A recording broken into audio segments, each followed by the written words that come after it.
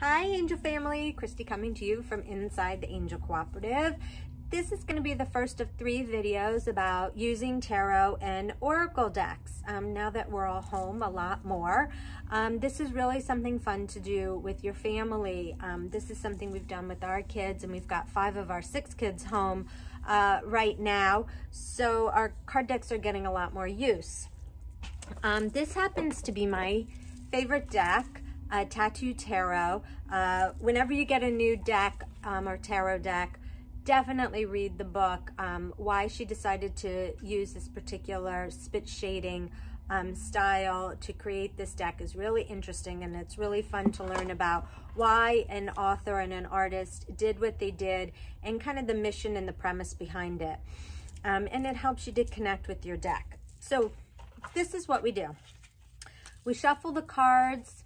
We'll think about, okay, what's the energy of the day, or what do we need to know? And then we'll pull a card. First impressions are important. Look at the card. What jumps out at you? What does your gut say? And then you can always reference the book. Sometimes it's nice if you wanted to pull a clarification card because you want some more information, and you can do that from another oracle deck. I know Erica loves the Magdalene Oracle. Carol loves the Mother Mary deck. Allison's one of our practitioners. She wrote Divine Feather. This is a really terrific deck, all about birds and seeing feathers.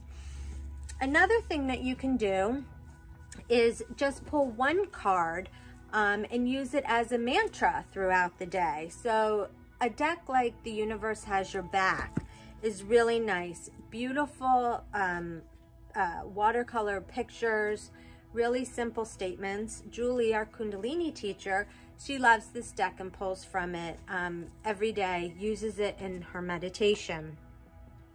So that's using one card and maybe pulling a clarification card. The other thing that I wanted to share with you was doing a 3-card spread. Pretty simple to do. First thing you do, hold the issue or something that you're concerned about or want clarification on in your mind. Ask your angels. I love Mother Mary to guide me. Whoever it is that is your go-to to give you advice and in your highest and best good. Shuffle them, pull a card. That's a card that's around the issue, right? It offers some information about the issue or the conflict that's happening. The next card, the second card, would be the challenge. Maybe something that's challenging around why you're not getting, or why you're having this issue, or why you're not getting to a resolution. And the third card offers illumination on a resolution. Maybe some things that you can do, maybe an obstacle that you can work on and remove so you can get to a resolution. So that's an easy 3-card spread.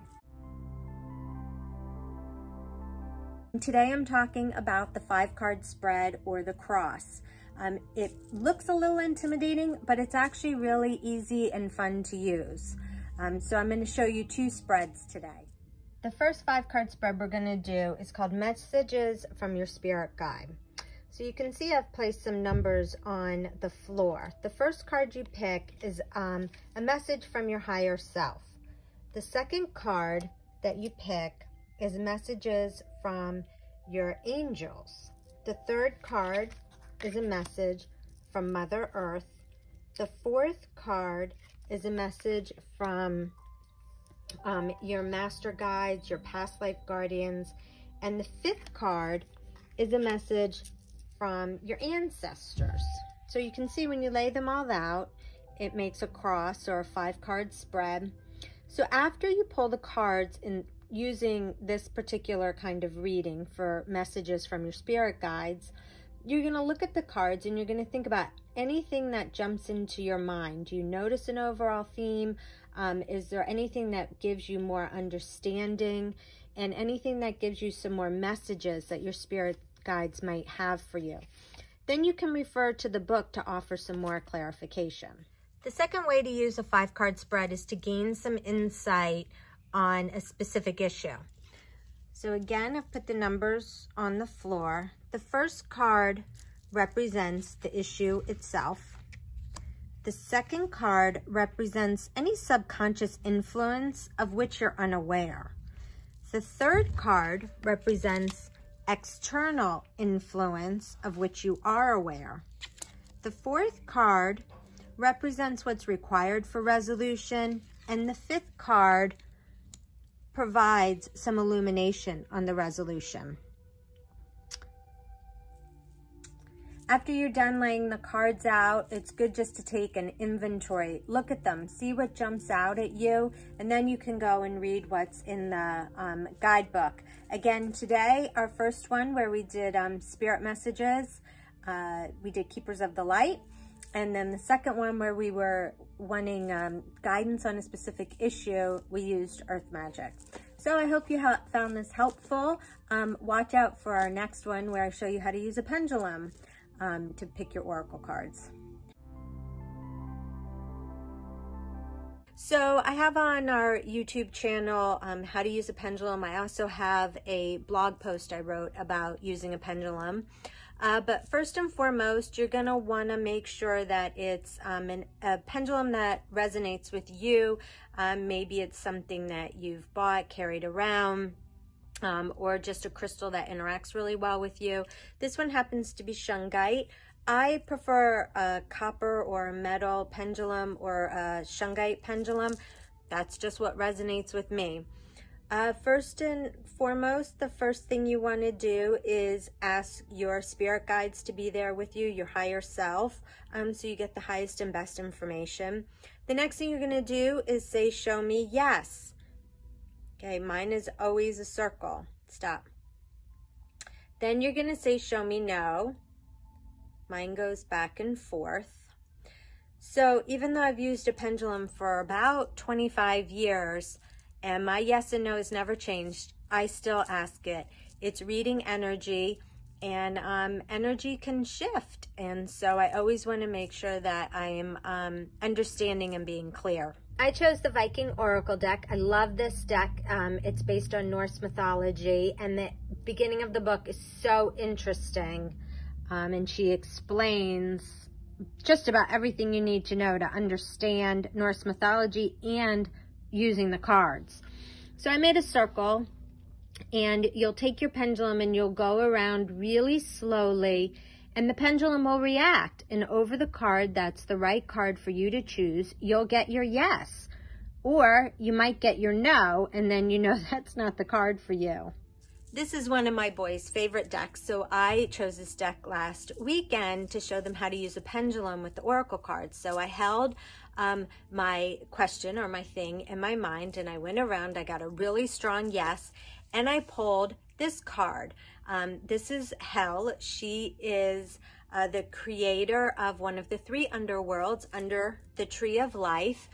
And it's not like our Christian hell. It is a place for the dead to go, but it's a very peaceful place. It's cold, but it's peaceful and beautiful, and people are welcomed there. She's also the daughter of Loki, who was one of the major Norse gods. What makes this so amazing was I did not tell the kids what I was holding in my mind as I was doing it. And obviously the cards were face down, so I didn't know which card I was going to get. So I was holding in my mind that I was really missing my dad. He's passed several years ago, and I was just thinking of him. And it kept going back to this card. You know, I would go around the circle, and it would, you know, maybe respond a little bit, quiver, start a no. But when it kept going over this card, it was a very definite yes. So it's pretty amazing that I was holding my dad in my mind. He has passed. He loved skiing, so it's kind of funny that one of the descriptions of Hell's Hell is that it's peaceful and cold, and that she is the daughter of one of the gods. So there you go. You cannot deny the power of your own thoughts and energy, and using a pendulum to help you choose a card. It's a fun activity. It's really a great way to start to trust your intuition. For any of you who that might be a hard thing to do. So I challenge you to use a pendulum with your readings. I would love to know how that works out for you. Please like, share, and comment. And we have all of these decks for sale in the shop and on our online store. So we look forward to seeing you again. Thanks.